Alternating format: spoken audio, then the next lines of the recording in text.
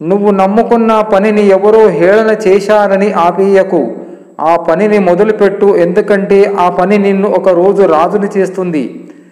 ఈ కలియుగంలో మనిషి మోయలేనంత డబ్బు సంపాదించే వాళ్ళు పెరిగిపోతున్నారు.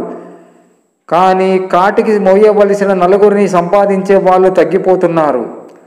భగవద్గీత చేతిలో పట్టుకొని అధికంగా అబద్ధాలు చెప్పేది కోర్టులోనే. గ్లాస్ మందు చేతిలో పట్టుకొని అధికంగా నిజాలు చెప్పేది బార్లోనే. ప్రపంచంలో మగాడు చెప్పే అతిపెద్ద అబద్ధం, ఇంట్లో నా నిర్ణయం ఫైనల్, మా ఆవిడను అడగక అవసరం లేదు అంటాడు. ప్రపంచంలో ఆడవాళ్ళు చెప్పే అతిపెద్ద అబద్ధం, నాదేముంది, మా ఆయనను అడిగి చెబుతాను అంటుంది. బ్రతకడానికి ఎన్ని అడ్డదారులు వెళ్ళినా, ఎన్ని మోసాలు చేసినా చివరి దారి మాత్రం శ్మశానానికి. నువ్వు మనస్ఫూర్తిగా నమ్మాలంటే ముందు నీ బాధతో నువ్వు అడుక్కోగలగాలి. జీవితం అలిగిపోతున్న సమయంలో కూడా నమ్మకంగా ఉండగలిగితే చాలు, నువ్వు సగం గెలిచినట్లే.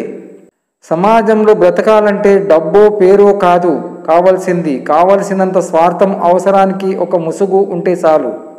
నిర్ణయం నీదైనప్పుడు దాని వెనుక వచ్చే కష్టాలు కూడా నువ్వే భరించాలి.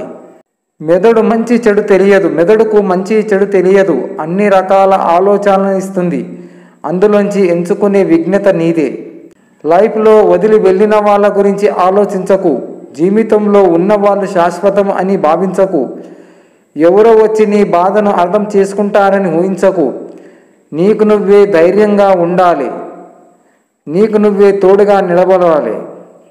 తండ్రి పడ్డ కష్టం తన బిడ్డలకు తెలిస్తేనే కదా బాధ్యత అంటే ఏంటో వాళ్ళకి తెలిసేది. గాయం కూడా గర్వపడాలి చేరుకున్న గమ్యాన్ని చూసి. మీరు నిజంగా ఒకరిని ప్రేమిస్తే మొదట్లో ఎలా ప్రేమించాలో చివరి వరకు అలాగా ప్రేమించండి.